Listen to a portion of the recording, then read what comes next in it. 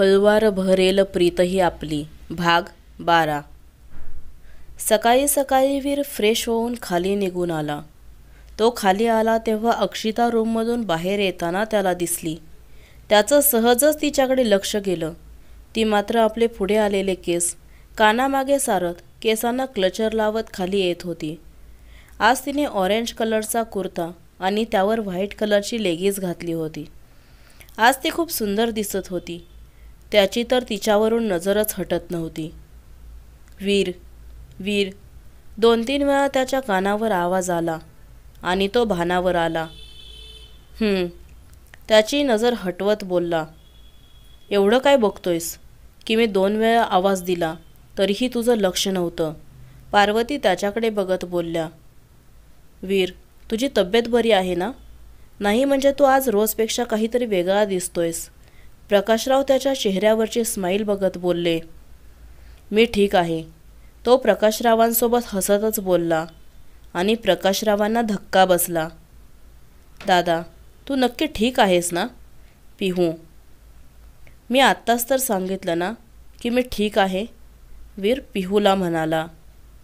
वरून खाली येताना अक्षिताचं लक्ष वीरकडे गेलं तर तो स्माईल करत होता.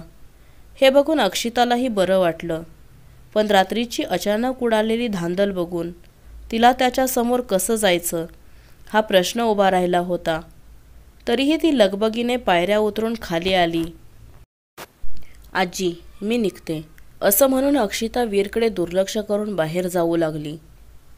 वीर, मग लग्नाचा काही निर्णय घेतला आहेस का? रमा बोलल्याने पार्वती व पिहूच्या चेहऱ्यावरचा आनंद मावळला. पण वीरचा चेहरा जसाच्या तसा होता. हे बघून रमाबाईंनाही थोडंसं आश्चर्य वाटलं. त्यात निर्णय घेण्यासारखं काय आहे? जो निर्णय तुम्ही घेतलाय तो मला मान्य आहे, वीर बोलला. आणि सगळेजण त्याच्याकडे अवाक होऊन पाहू लागले. तर अक्षिता बाहेर जाता जाता जागीच थांबली. इतक्या दिवसापासून आम्ही याला लग्नासाठी तयार करतोय, पण हा लग्नासाठी तयार होत नव्हता. पण मग असं अचानक काय झालं की हा स्वतः लग्नासाठी हो म्हणतोय? आणि तेही अगदी स्पष्टपणे. रमा मनातच बोलल्या, आजी, दादाला काय झालं? तो अचानक असं लग्नाला का तयार झाला? कालपर्यंत नाही नाही म्हणत होता आणि आज असं अचानक? पिहू मनातला प्रश्न पार्वतींना विचारत बोलली. मलाही याचंच आश्चर्य वाटतंय पिहू. पार्वती. त्याचे ते शब्द ऐकून अक्षिताच्या डोळ्यात नकळत पाणी आलं. पण तिच्या डोळ्यात पाणी का आलं ते तिचं तिलाही समजलं नाही. वीर अजूनही हसत होता. म्हणजे ते नक्कीच या लग्नाला तयार असणार. ती त्याच्याकडेच बघत होती. तिने तिच्या डोळ्यातलं नकळत आलेलं पाणी पुसलं आणि ती तिथून कॉलेजला निघून गेली. वीर, तू खरंच खूप आनंदाची बातमी दिली आहेस, प्रकाशराव त्याला मिठी मारत बोलले. म्हणजे? सगळ्यांनीच आवाजाच्या दिशेला पाहिलं तर दरवाजात ती उभी होती. ही करेक्ट टायमिंगला इथे कशी काय आली? पिहू. हिला ना बहुतेक स्वप्न पडत असतील पुढे काय होणार आहे ते, म्हणूनच तर इथे येऊन टपकली ना, पार्वती त्यांच्या देसी टोनमध्ये बोलल्या. आणि पिहू हसू लागली. तनिषा, तू आत्ता इथे? रमा. हो आंटी, खरं तर मी वीरलाच भेटायला आले होते. मी त्याला सरप्राईज देणार होते, पण इथे तर मलाच सरप्राईज मिळाले. तनिषा चेहऱ्यावरचा आनंद व्यक्त करत म्हणाली. कसलं सरप्राईज? वीर. अरे हो सांगते, पण थँक्यू, तू माझ्याशी पुन्हा लग्न करायला तयार झालास. तुला माहिती आहे 2 दिवसापासून माझं कशातच लक्ष लागत नव्हतं, पण आता मी खूप खुश आहे आणि आज आपण दोघे बाहेर जातोय. तनिषा. पण कुठे? वीर हसत बोलला. ते मी तुला नंतर सांगते. तनिषा. तुझ्या हाताला काय झालं? तनिषा त्याचा हात हातात घेत बोलली. काही नाही, काल आरसा फुटला होता, त्याचीच काच लागली. आता ठीक आहे. वीर. आजी, ही मुलगी ना मला खूप स्मार्ट दिसतीये. म्हणजे बघ ना, काल इथे येऊन दादाला एवढं काही बोलून गेली आणि आज वरून इथेच आलीये आणि त्यालाच सांगते की मी तुला सरप्राईज देतीये म्हणून. पिहू रागाने म्हणाली. पिहू, काही म्हणालीस का? तनिषा तिच्याकडे एक कटाक्ष टाकत बोलली. नाही, काही नाही. पिहू तिची नजर ओळखून बोलली. तुला एवढं पण माहीत नाही का? आपली आल्यावरती घरातल्या मोठ्यांच्या पाया पडायचं असतं ते.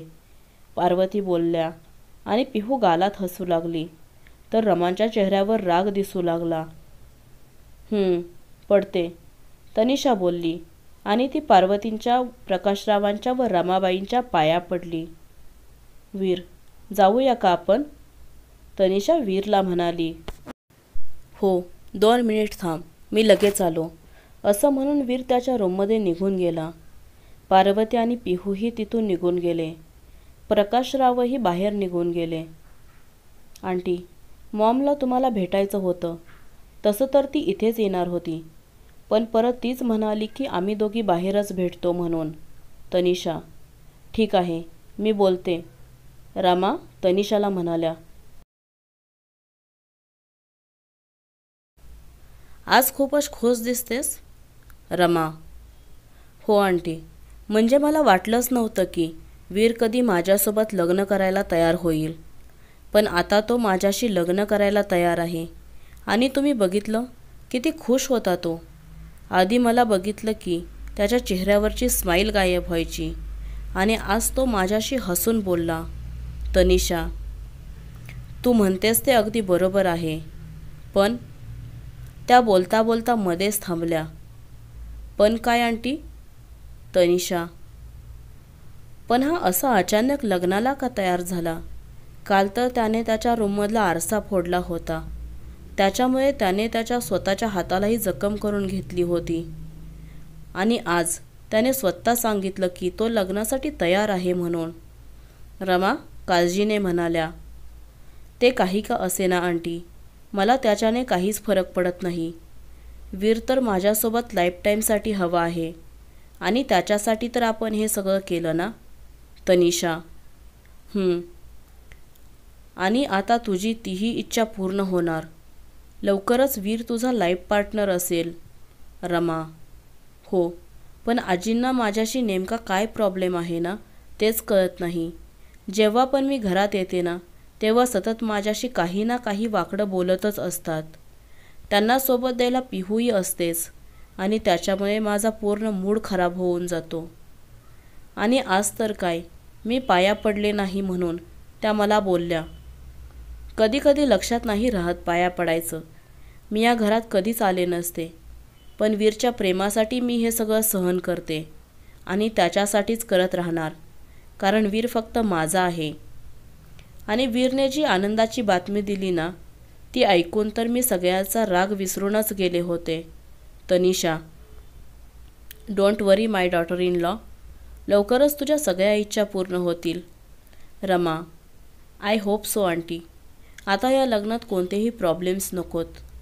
तनिषा, यावेळी असं होणार नाही आणि त्याची सगळी जबाबदारी मी घेते. रमा तनिषाला धीर देत बोलल्या. वीर येईल, तू त्याच्यासोबत जा. मी तुझ्या मॉमला कॉल करते. असं म्हणून रमा तिथून त्यांच्या रूममध्ये निघून गेल्या.